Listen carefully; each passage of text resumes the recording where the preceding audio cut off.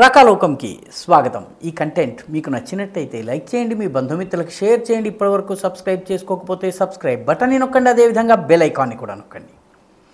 మిత్రులారా, బలూచిస్తాన్ పాకిస్తాన్లోని అతిపెద్ద రాష్ట్రము, అతి ముఖ్యమైనటువంటి రాష్ట్రము, పాకిస్తాన్కి వ్యూహాత్మకంగా చాలా ముఖ్యమైన రాష్ట్రము. కానీ బలూచిస్తాన్ పాకిస్తాన్లో అంతర్భాగంగా ఉంటుందా లేక స్వతంత్ర దేశం అవుతుందా? ఇప్పుడు ఇది పాకిస్తాన్ని వేధిస్తున్నటువంటి ప్రశ్న. పాకిస్తాన్ నుంచి ఏ రకంగానైతే తూర్పు పాకిస్తాన్ తరువాత కాలంలో బంగ్లాదేశ్గా మారిందో అదేవిధంగా బలూచిస్తాన్ కూడా పాకిస్తాన్ నుంచి విడిపడుతుందా? విడిపడి వేరే దేశం అవుతుందా? దానికి అమెరికా, భారతదేశాలు గుర్తించేస్తాయా? గుర్తించిన తర్వాత అక్కడ ఒక భారత అమెరికా అనుకూల ప్రభుత్వం ఏర్పాటవుతుందా? పాకిస్తాన్ని అక్కడి నుంచి పూర్తిగా తరిమేస్తారా? ఇప్పుడు పాకిస్తాన్లో ఉన్నటువంటి సైనికాధికారులకు, వ్యూహకర్తలకు, ప్రభుత్వాలకు, పాకిస్తానీ మేధావులను, వ్యూహకర్తలను వీళ్ళందరినీ కూడాను వేధిస్తున్నటువంటి ప్రశ్న ఇది. ఎందుకంటే బలూచిస్తాన్ పోవడం అంటే ఆషామాషి వ్యవహారం కాదు. బలూచిస్తాన్ పాకిస్తాన్ యొక్క మొత్తం భూభాగంలో 46% భూభాగం, అంటే దాదాపు సగం బలూచిస్తాన్ ఉంటుంది.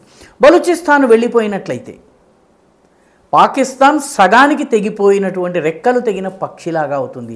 బలూచిస్తాన్ ప్రాధాన్యం మరొకటి కూడా ఉంది. పాకిస్తాన్కి సంబంధించిన పరమాణు పరీక్షలు జరిగేటటువంటి చగాయ్ ఎడారి ఏదైతే ఉందో అది బలూచిస్తాన్లో ఉంది. అదేవిధంగా పాకిస్తాన్కి చెందినటువంటి న్యూక్లియర్ ఫెసిలిటీస్, డేరా గాజీ ఖాన్, డేరా ఇస్మాయిల్ ఖాన్ ఏవైతే ఉన్నాయో ఇవన్నీ కూడాను బలూచిస్తాన్ని ఆనుకుని ఉన్నాయి. దేశం మధ్యలో ఉన్నట్టుగా భావిస్తున్నటువంటి డేరా గాజీ ఖాన్, డేరా ఇస్మాయిల్ ఖాన్లు హఠాత్తుగా సరిహద్దు ప్రాంతానికి వచ్చేస్తాయి ఒకవేళ గనక బలూచిస్తాన్ వేరైతే. పాకిస్తాన్కి కావలసినటువంటి చమురు మినరల్ నిక్షేపాలన్నీ బలూచిస్తాన్లో ఉన్నాయి. కాబట్టి బలూచిస్తాన్ వెళ్ళిపోతే పాకిస్తాన్ ఒక రకంగా రెక్కలు తెగిన పక్షిలా తయారవుతుంది. సగానికి తెగిపోయిన మొండెం లేని తలలాగా మిగిలిపోతుంది. అందుకనే ఇప్పుడు పాకిస్తాన్లో, బలూచిస్తాన్లో గత 7 దశకాలుగా ప్రజలు 7 విడతలుగా స్వాతంత్రోద్యమం చేశారు. ప్రస్తుతం తాజాగా నడుస్తున్నటువంటి స్వాతంత్రోద్యమంలో రోజు ఎక్కడో ఒకక్కడ ఏదో ఒక చోట పాకిస్తానీ ఆర్మీని బలూచ్ విప్లవకారులు వాళ్ళని చంపివేయటమో, బార్ఖాన్ అనేటువంటి ప్రదేశంలో ఫిబ్రవరి 18న నడుస్తున్నటువంటి బస్సుని ఆపి అందులో పాకిస్తానీ సైన్యానికి చెందినటువంటి వాళ్ళు మారు వేషాల్లో సాధారణ పౌరుల రూపంలో, సివిలియన్స్ రూపంలో ఉంటే వాళ్ళ ఐడెంటిటీ కార్డులు చూసి పరిశీలించి వాళ్ళని చంపడం జరిగింది. ఈ రకంగా ఒక్క నెలలోనే 25-26 మంది సైనికుల్ని చంపడం జరిగింది. తుర్బత్లోనో, పంజ్గూర్లోనో, క్వెట్టాలో ఉన్నటువంటి ఆర్మీ కంటోన్మెంట్లని దాటి పాకిస్తాన్ సైన్యం బయటకు రాలేకపోతుంది. అందుకనే పాకిస్తాన్కి ఇప్పుడు ఉన్నటువంటి అతిపెద్ద తలనొప్పి బలూచిస్తాన్.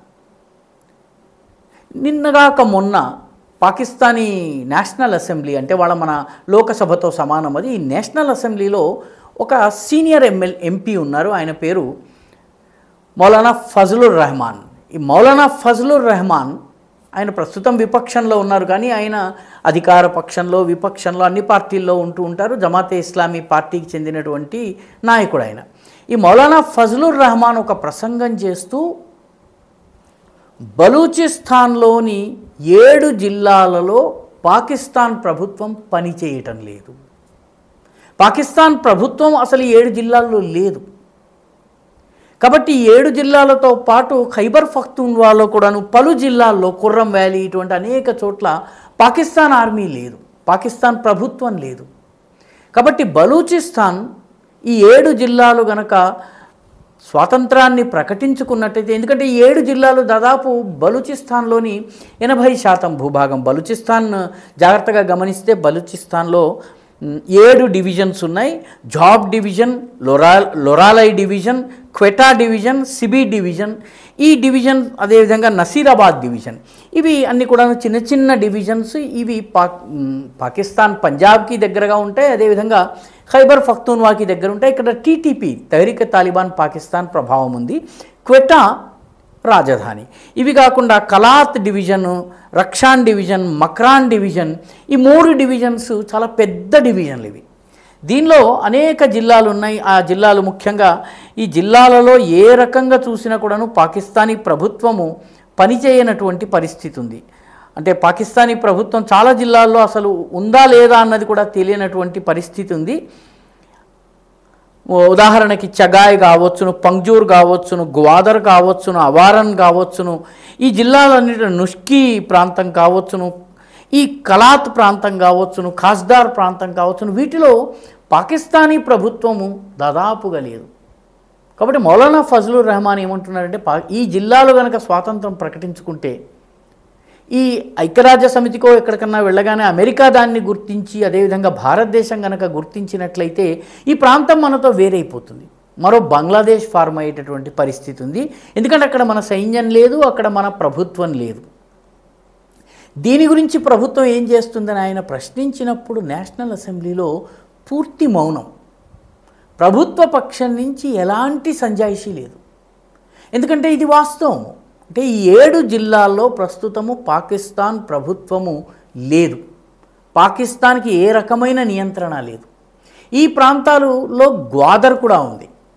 గ్వాదర్ నుంచి చైనాను గనక తరిమివేసినట్లయితే ఈ ప్రాంతాన్ని ఒక స్వతంత్ర దేశంగా చేయడానికి వీలుంటుందని కూడాను అమెరికాలో ఉన్నటువంటి వ్యూహాత్మక నిపుణులు ఆలోచిస్తున్నారు. చైనా ప్రభావం గ్వాదర్లో ఉండకుండా చేసేందుకు వాళ్ళు ప్రయత్నం చేస్తున్నారు. ఎందుకంటే గ్వాదర్ సిపిఈసిలో భాగంగా చైనా పాకిస్తాన్ ఎకనామిక్ కారిడార్లో భాగంగా గ్వాదర్ వరకు రోడ్డు నిర్మించింది, గ్వాదర్ పోర్టు నిర్మాణం చేస్తుంది. ఈ పోర్టు నుంచి చైనాను కనుక తరిమేసినట్లయితే, ఈ ప్రాంతాన్ని విముక్తం చేసినట్లయితే ఇదొక వేరే దేశంగా మారిపోయే అవకాశం ఉంది. కాబట్టి బలూచ్ ప్రజలకు స్వాతంత్రం లభించవచ్చు.